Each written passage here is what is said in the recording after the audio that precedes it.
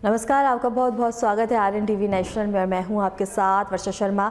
रुक करेंगे मध्य प्रदेश की खबरों की ओर। मुख्यमंत्री डॉक्टर मोहन यादव ने भोपाल स्थित रविंद्र भवन के हंस ध्वनि सभागार में आयोजित मीना समाज सम्मेलन में सहभागिता की। इस अवसर पर उन्होंने समाज के 16 मेधावी विद्यार्थियों को सम्मानित कर उनका उत्साहवर्धन किया।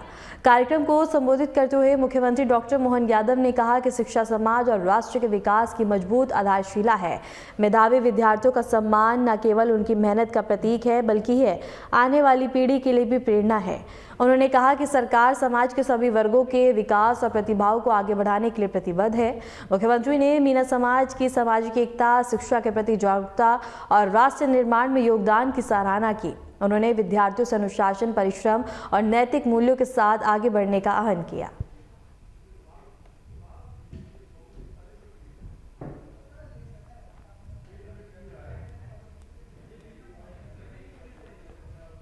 सोमनाथ यात्रा कार्यक्रम के अवसर पर मुख्यमंत्री डॉक्टर मोहन यादव ने सनातन संस्कृति की गहन दार्शनिक अवधारणाओं पर प्रकाश डाला। उन्होंने कहा कि यात्रा केवल भौतिक नहीं बल्कि चेतना और आत्मबोध की यात्रा है जो मनुष्य को अपने भीतर झांकने का अवसर देती है।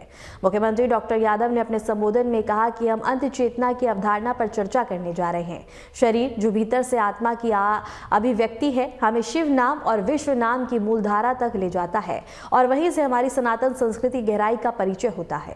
उन्होंने कहा कि सनातन परंपरा आत्मा, चेतना और ब्रह्मांड के आपसी संबंध को समझने का मार्ग है और सोमनाथ यात्रा जैसे आयोजन समाज में आध्यात्मिक चेतना को जागृत करने के साथ साथ सांस्कृतिक मूल्यों के संरक्षण में महत्वपूर्ण भूमिका निभाते हैं। कार्यक्रम में संत, महात्मा, श्रद्धालु, जनप्रतिनिधि और बड़ी संख्या में नागरिक उपस्थित रहे। मुख्यमंत्री ने सभी से सनातन मूल्यों को आत्मसात कर समाज और राष्ट्र के उत्थान में योगदान देने का आह्वान किया। माध्यम से हमारा शरीर रोमांचित हो जाता है, आनंद से भर जाता है। परमात्मा सबको शिव के माध्यम से चेतना प्रदान करता है। वाकई ये अद्भुत अवसर है। मैं पुनः प्रणाम करता हूँ, अभिनंदन करता हूँ, आप सब देवी देवताओं को भी प्रणाम करता हूँ। हमारे शरीर के अंदर हम अपना जो शरीर लेकर के भी परमात्मा की दया से मृत्यु लोक में आते हैं, इस आने वाले शरीर के साथ अंतर चेतना अर्थात अगर अंदर शिव विराजमान नहीं हो तो ये शिव हमको अपने आप में सौ के रूप में ही महसूस करता है। जिसको भगवान गीता में अपने क्षेत्र और क्षेत्रज्ञ की परिभाषा से समझाते हैं। पंच महातत्वों से बना हुआ, पंच महाभूतों से बना हुआ शरीर ये निर्जीव है और सशरीर अंदर से जो आत्मा का प्रकटीकरण होता है वो हमको शिवाय नमः, विष्णुवे नमः की उस मूल धारा की तरफ ले जाता है जो हमारी सनातन संस्कृति की गहराई से हमको परिचय कराती है। और ऐसे काल में पता नहीं, ये एक काल का प्रवाह भी है, कठिन दौर भी है और आज का आनंद का विषय भी है। जब जब इस सृष्टि पे कई कारणों से विकृति आती है तो विकृति से लोग निकल कर के पता नहीं कहां से भारत और भारत की अच्छाइयों पे आक्रमण करते हुए अपने मन के विकार को निकालते हैं। और उन विकारों के निकालते हम सब देखते हैं कि कहाँ वो उनको लगता है कि वो जो चाह रहे हैं वो सब कर लेंगे और अब 1000 साल के अंदर उनके हत्ते पते नहीं लग रहे, वो खुद ही घर में लड़ के मर रहे। जिस भाव को लेकर दुनिया में वो अपना परचम फहराने की बात कर रहे थे। हमारी संस्कृति ने कभी किसी का बुरा नहीं किया। हमारी संस्कृति कभी किसी को इस भाव से देखती नहीं। हम तो वसुदेव कुटुंबकम की भावना वाले लोग। मध्य प्रदेश के मुख्यमंत्री डॉक्टर मोहन यादव ने भोपाल में नाइट शेल्टर का निरीक्षण किया। इस दौरान उन्होंने वहां उपलब्ध व्यवस्थाओं का जायजा लिया और ठंड से बचाव के लिए सड़क किनारे रहने वाले गरीब और बेघर लोगों को कंबल वितरित किए। निरीक्षण के दौरान मुख्यमंत्री ने नाइट शेल्टर में ठहरने वालों से संवाद कर उनकी समस्याएं सुनी और संबंधित अधिकारियों को आवश्यक सुविधा सुनिश्चित करने के निर्देश दिए। उन्होंने कहा कि शीतलहर के मौसम में जरूरतमंदों को राहत पहुंचाना सरकार की प्राथमिकता है और किसी भी व्यक्ति को ठंड के कारण परेशानी नहीं होने दिया जाएगी। मुख्यमंत्री डॉक्टर मोहन यादव ने अधिकारियों को निर्देशित किया कि रैन बसेरों में साफ सफाई, भोजन, पेयजल और चिकित्सा जैसी मूलभूत सुविधाओं की नियमित निगरानी की जाए। उन्होंने समाजसेवी संगठनों से भी आगे आकर जरूरतमंदों की सहायता करने का आह्वान किया।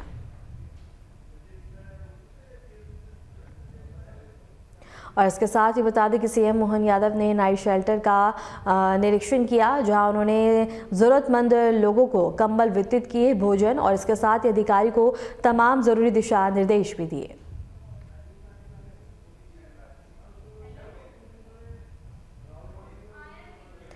देश के सबसे स्वच्छ शहर इंदौर की खास पर बड़ा संकट छा गया। देश के सबसे स्वच्छ शहर इंदौर में अचानक से ऐसा क्या हुआ कि शहर की शाख धूमिल हो गई। भागीरथपुरा इलाके में दूषित पानी के कारण कितने लोग प्रभावित हुए हैं और मौतों की संख्या कितनी है? क्या स्थानीय लोग पहले से पानी की खराबी के बारे में बता रहे थे? लोगों ने क्या शिकायतें दर्ज कराई और प्रशासन ने कब तक कोई कदम उठाया? आइए जानते हैं हमारी इस खास रिपोर्ट में। शहर इंदौर की साख पर अब बड़ा संकट छा गया। भागीरथपुरा इलाके में दूषित पानी के कारण अब तक 14 लोगों की मौत हो चुकी है और सैकड़ों लोग बीमार हैं। ये मामला शहर के पानी आपूर्ति और प्रशासन की लापरवाही पे भी सवाल खड़ा करता है।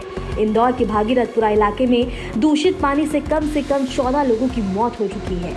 इन मौतों की जांच की शुरुआती रिपोर्ट में पीने के पानी के सैंपल में ऐसे बैक्टीरिया पाए गए हैं जो आमतौर पर सीवर के पानी में मिलते हैं।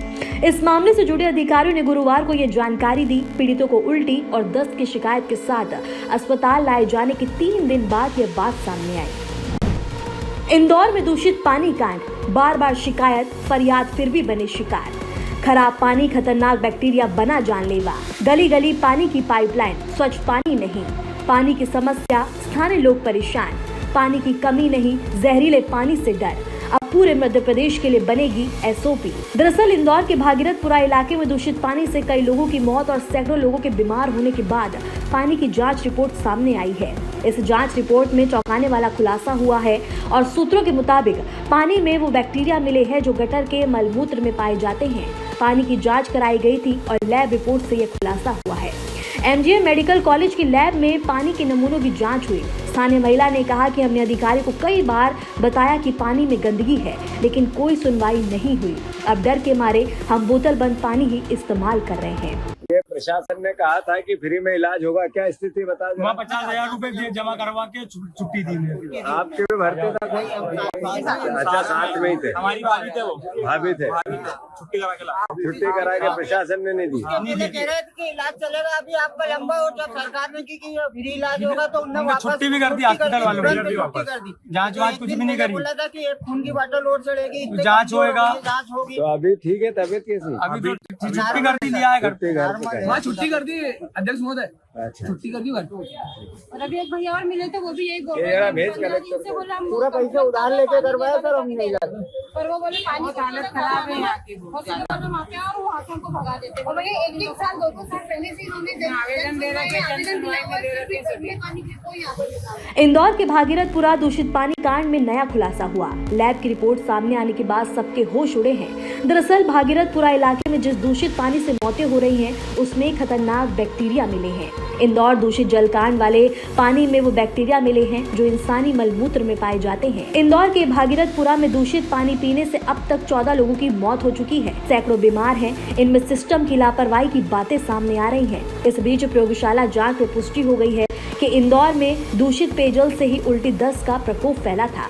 स्वास्थ्य विभाग को मिली रिपोर्ट में दूषित पानी की पुष्टि हुई है। सूत्रों के मुताबिक दूषित पानी में ये बैक्टीरिया मिले हैं जो मलमूत्र में पाए जाते हैं। टेस्ट के नतीजों ने ये साबित हुआ है कि मध्य प्रदेश की आर्थिक राजधानी के कुछ हिस्सों में जानलेवा पीने के पानी की सप्लाई सिस्टम है, जिसे पिछले 8 सालों से भारत का सबसे स्वच्छ शहर माना जाता रहा।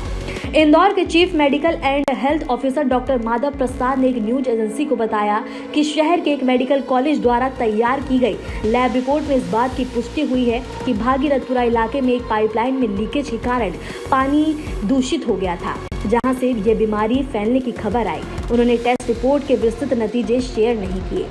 भागीरथपुरा में एक पुलिस चौकी के पास मुख्य पीने के पानी की सप्लाई पाइपलाइन में एक ऐसी जगह पर लीकेज पाया गया जहां एक शौचालय बना हुआ है। उन्होंने दावा किया कि इस लीकेज के कारण इलाके में पानी की सप्लाई दूषित हो गई।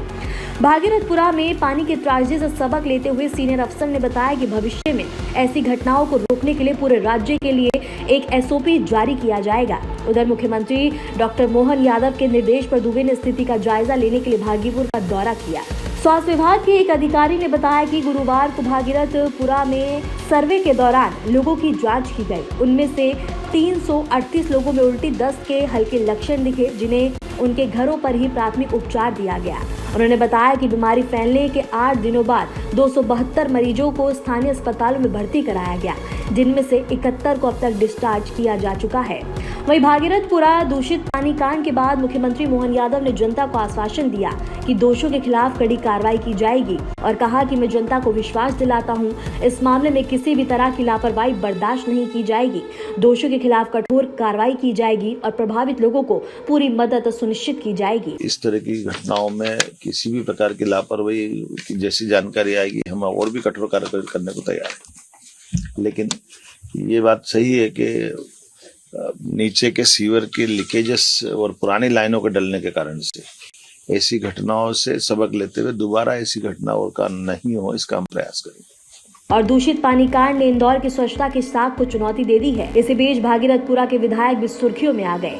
मैंने समय समय पर अधिकारियों को सूचना दी थी कि पानी की गुणवत्ता खराब है। अब हमें मिलकर सुनिश्चित करना होगा कि प्रभावित लोगों को तुरंत राहत और सुरक्षित पानी मिले। साथ ही वहीं इस पूरे मामले में मंत्री कैलाश विजयवर्गीय ने भी कहा, मैं भी फिलहाल वास्तविक मृत्यु संख्या को लेकर असमंजस में हूं। सरकारी आंकड़ों के अनुसार 4 लोगों की मौत हुई है, लेकिन जब मैंने अस्पताल और प्रभावित क्षेत्रों का दौरा किया तो मुझे पता चला कि 8 लोगों की मौत हुई है। हम सब इस बात की जांच करेंगे कि सरकार ने आंकड़े कैसे जारी किए। बैठकर सब लोग चर्चा करें। जो छोटी छोटी सी प्रॉब्लम थी जिसके कारण काम रुक रहे थे, वो सारी प्रॉब्लम का सॉल्व हो गई है। जैसे टेंडर हो गए पर उसके बाद ऑर्डर नहीं निकले, उसके क्या कारण थे, इन सब चीज़ों पे अब इतिश्री हो गई है। और जहाँ जहाँ विशेषकर भागीरथपुरा के जो टेंडर रुके हुए थे वो आजकल में आदेश हो जाएंगे और उनके काम भी चालू हो जाएंगे। शहर भर की जो छोटी छोटी समस्याएं हैं, विशेषकर हम पानी को प्राथमिकता से ही ले रहे हैं कि जितनी भी पानी की समस्याएं आती है उसको सबसे पहले अटेंड की जाए। और आज 2-3 अधिकारी और आ जाएंगे, क्योंकि अधिकारियों की कमी है, इसलिए एक व्यक्ति बहुत ज़्यादा ओवरलोड है। उनके विभाग भी कम हो जाएंगे और जिम्मेदार अधिकारी आ जाएंगे। मुझे लगता है कि व्यवस्था ठीक तरीके से चलने लगेगी। अभी मैं भागीरथपुरा से आ रहा हूँ। भागीरथपुरा में अभी लगातार मरीजों का आना प्रारंभ है और अभी 4 सुबह आए, मतलब वैसे तो 15-20 आए थे पर अन्य इलाज के लिए आए हुए। पर डायरिया के 4 पेशेंट आए, चारों को भंडारी हॉस्पिटल भेज दिया है। टोटल कल से लेकर परसों तक 200 लोग भर्ती थे, 1400 लोग इन्फेक्टेड है। इसमें से 200 लोग को भर्ती करना पड़ा, बाकी को प्राथमिक इलाज के बाद छोड़ दिया था। 200 में से भी 40-50 लोग डिस्चार्ज हो गए और आज भी 40-50 लोग डिस्चार्ज हो जाएंगे। डेंजर जोन में कोई भी नहीं है। बहरहाल भागीरथपुरा का यह दूषित पानी कांड न केवल स्थानीय लोगों के लिए जीवन को प्रभावित कर रहा है, बल्कि इंदौर शहर की स्वच्छता की छवि को भी चुनौती दे रहा है। स्थानीय लोग सावधानी बरत रहे हैं और प्रशासन पूरी सावधानी के साथ मामले को संभालने में जुटा हुआ है। अब देखना होगा कि आखिर पानी शुद्धिकरण और जहरीले पानी के तांडव से सरकार आम जनता को कैसे बचाती है कि दोबारा ये घटना ना घटे। Bureau report, RN TV। Indore में दूषित पानी के मुद्दे पर राज्य मंत्री कैलाश विजयवर्गीय के बयान के विरोध में यूथ कांग्रेस के कार्यकर्ताओं ने भोपाल में प्रदर्शन किया। प्रदर्शनकारी मंत्री के बयान को गैर जिम्मेदाराना बताते हुए उनके खिलाफ कार्रवाई की मांग कर रहे थे। यूथ कांग्रेस कार्यकर्ताओं ने आरोप लगाया कि इंदौर में पानी में मिलावट से लोगों की सेहत पर गंभीर असर पड़ा है, लेकिन सरकार और जिम्मेदार मंत्री इस गंभीर मुद्दे से ध्यान भटकाने वाले बयान दे रहे हैं। प्रदर्शन के दौरान कार्यकर्ताओं ने नारेबाजी की और सरकार से जवाबदेही तय करने की मांग की। स्थिति बिगड़ने की आशंका को देखते हुए मौके पर मौजूद पुलिस ने हस्तक्षेप किया और कई यूथ कांग्रेस कार्यकर्ताओं को हिरासत में ले लिया गया। पुलिस का कहना है कि कानून व्यवस्था बनाए रखने के लिए यह कदम उठाया गया है। और पानी मिलावट पर बता दें कि कार्रवाई की मांग की गई है और इसके साथ यूथ कांग्रेस का प्रदर्शन देखने को मिला है, जहां कई यूथ कांग्रेस कार्यकर्ताओं को हिरासत में भी लिया गया।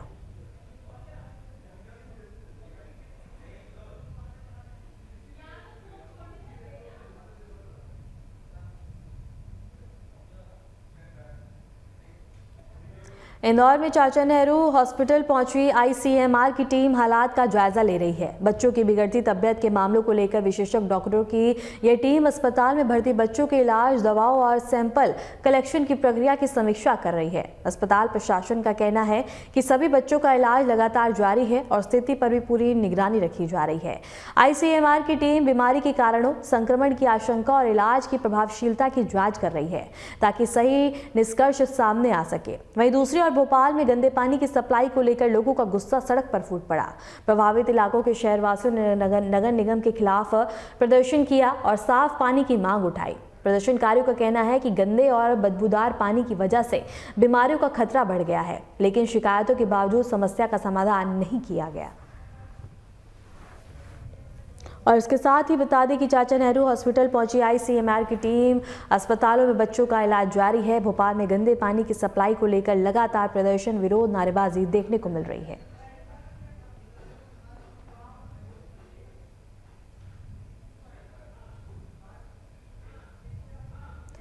शिवपुर के वार्ड 11 अंबेडकर बस्ती में धर्मांतरण के आरोप को लेकर स्थिति तनावपूर्ण हो गई। मामले में पुलिस ने एक पक्ष की शिकायत पर जबरन धर्म परिवर्तन के कानून के तहत केस दर्ज किया है, जबकि दूसरे पक्ष ने घर में घुसकर मारपीट और जाति सूचक गालियां देने का आरोप लगाते हुए शिकायत की है। यह विवाद रविवार दोपहर करीब 1 बजे शुरू हुआ। रैगर मोहल्ला निवासी अजय रेंगर की शिकायत पर कोतवाली पुलिस ने एफआईआर दर्ज की है। अजय का आरोप है कि सीताराम बैरवा और अन्य लोग अंबेडकर बस्ती में लोगों को धर्म परिवर्तन और ईसाई धर्म अपनाने के लिए प्रेरित कर रहे थे।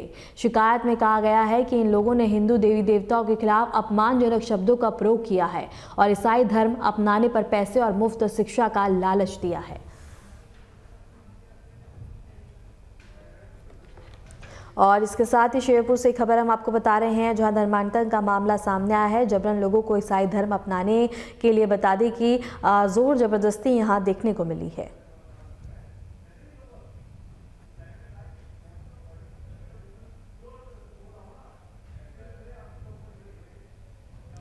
राजधानी भोपाल में सार्वजनिक परिवहन को नया विकल्प देने वाली भोपाल मेट्रो के कॉरिडोर पर चलने वाली ट्रेनों की समय सारणी में बदलाव किया गया। Madhya Pradesh metro rail corporation limited ने यात्रियों की मौजूदा संख्या और आवागमन के पैटर्न का विश्लेषण करने के बाद यह निर्णय लिया है। संशोधित समय सारणी आज से प्रभावी होगी और अब सुबह 9:30 की जगह 12 बजे से चलेगी।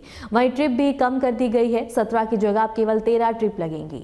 भोपाल मेट्रो का यह बता दें कि कॉरिडोर एम्स से सुभाष नगर तक संचालित हो रहा है, जिसे शहर के पश्चिमी और मध्य हिस्से को जोड़ने के लिए विकसित किया गया। यह कॉरिडोर खासतौर पर अस्पताल, रिहायशी इलाकों और प्रमुख ट्रांसपोर्ट हब को जोड़ने में अहम भूमिका निभा रहा है। नई समय सारणी के अनुसार इस कॉरिडोर पर अब रोजाना कुल 13 मेट्रो ट्रिप संचालित होंगी। एम्स स्टेशन से 7 ट्रिप, सुभाषनगर स्टेशन से 6 ट्रिप चलेंगी। मेट्रो ट्रेनों का अंतराल बता दें कि 75 मिनट का रहेगा। अधिकारियों का कहना है कि वर्तमान यात्री भार को देखते हुए यह शेड्यूल तय किया गया है ताकि संसाधनों का बेहतर उपयोग हो सके और संचालन सुचारू बना रहे। एमपीएमआरएलसी के अधिकारियों के अनुसार जैसे जैसे भोपाल मेट्रो का नेटवर्क विस्तारित होगा और यात्रियों की संख्या बढ़ेगी, ट्रेनों की संख्या और समय सारणी में फिर से बदलाव किया जाएगा। आने वाले समय में मेट्रो को शहर के अन्य प्रमुख इलाकों से जोड़ने की योजना पे भी कार्य चल रहा है। मेट्रो प्रबंधन ने यात्रियों से अपील की है कि वे नए समय सारणी के अनुसार अपनी यात्रा की योजना बनाएं। साथ ही मेट्रो को शहर की ट्रैफिक समस्या और प्रदूषण कम करने का एक महत्वपूर्ण साधन बताते हुए अधिक से अधिक लोगों से इसका उपयोग करने का आग्रह किया है।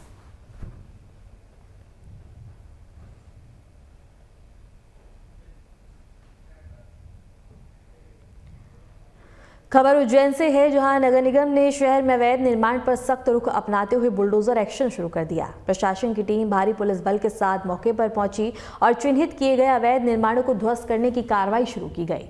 नगर निगम का कहना है कि निर्माण बिना अनुमति और नियमों के खिलाफ किए गए थे, जिसको लेकर पहले ही नोटिस जारी किया जा चुका था, लेकिन तय समय सीमा में अवैध निर्माण नहीं हटाए गए और कार्रवाई के दौरान किसी भी तरह की कानून व्यवस्था की स्थिति ना बने, इसके लिए पुलिस और निगम के अमले को मौके पर तैनात किया गया। जेसीबी और अन्य भारी मशीनों की मदद से अवैध ढांचों को गिराया जा रहा है। कई जगहों पर अतिक्रमण के कारण सड़कें संकरी हो गई थी और आम लोगों को आवाजाही में परेशानी हो रही थी।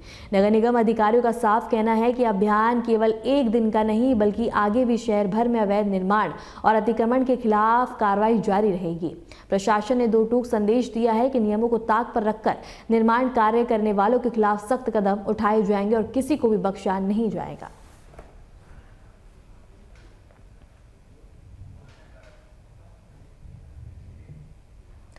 उज्जैन के महाकालेश्वर मंदिर में श्रद्धालुओं ने बाबा महाकाल के दर्शन कर आशीर्वाद प्राप्त किया। तड़के 4 बजे होने वाली विश्व प्रसिद्ध भस्म आरती में बड़ी संख्या में भक्त शामिल हुए। भस्म आरती के दौरान बता दें कि मंत्रों और पारंपरिक विधि विधान के साथ बाबा महाकाल की विशेष पूजा अर्चना की गई। मंदिर परिसर जय महाकाल के जयकारों से गूंज उठा और श्रद्धालुओं में गहरी आस्था और भक्ति का माहौल देखने को मिला। और इसके साथ ही उज्जैन से खबर हम आपको बता रहे हैं, जहां महाकाल मंदिर में भव्य भस्म आरती की गई। श्रद्धालुओं की भारी भीड़ यहां देखने को मिली। मंदिर परिसर में जय महाकाल के जयकारे गूंजते हुए नजर आए। भक्त यहां आस्था में लीन होते हुए नजर आए हैं और इसके साथ ही भक्तों में काफी ज्यादा उत्साह देखने को मिला और यहां सभी ने बढ़ चढ़कर हिस्सा लिया। बड़ी संख्या में लोग पहुंचे। लंबी लंबी कतारों में लगकर बता दें कि भक्तों ने बाबा महाकाल के दर्शन कर उनका आशीर्वाद प्राप्त किया।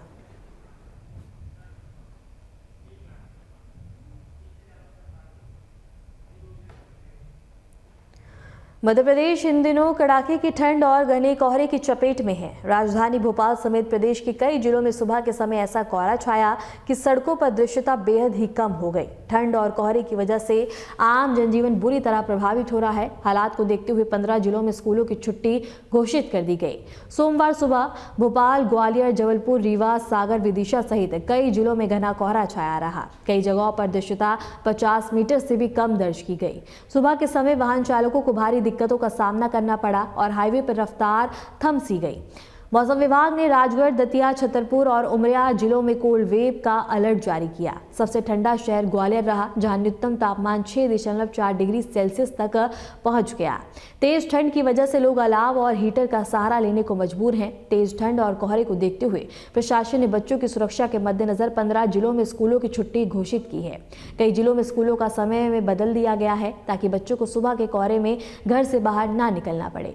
जबलपुर में शीतलहर और ठंड को देखते हुए 2 दिन मतलब कि 5 जनवरी और 6 जनवरी को नर्सरी से लेकर 8वीं तक की कक्षा क्लासों के स्टूडेंट्स को अवकाश का घोषित किया गया। कोहरे का असर रेल और हवाई सेवाओं पर भी साफ नजर आया। कई ट्रेनें घंटों देरी से चल रही हैं। वहीं कुछ फ्लाइट्स के समय में बदलाव किया गया। यात्रियों को स्टेशन और एयरपोर्ट पर परेशानी झेलनी पड़ी। मौसम विभाग का कहना है कि अगले 2 दिन तक प्रदेश को ठंड और कोहरे से राहत मिलने की संभावना नहीं है। विशेषज्ञों के अनुसार अरब सागर से आ रही नमी और हवा की रफ्तार कम होने की वजह से कोहरा ज्यादा हो रहा है।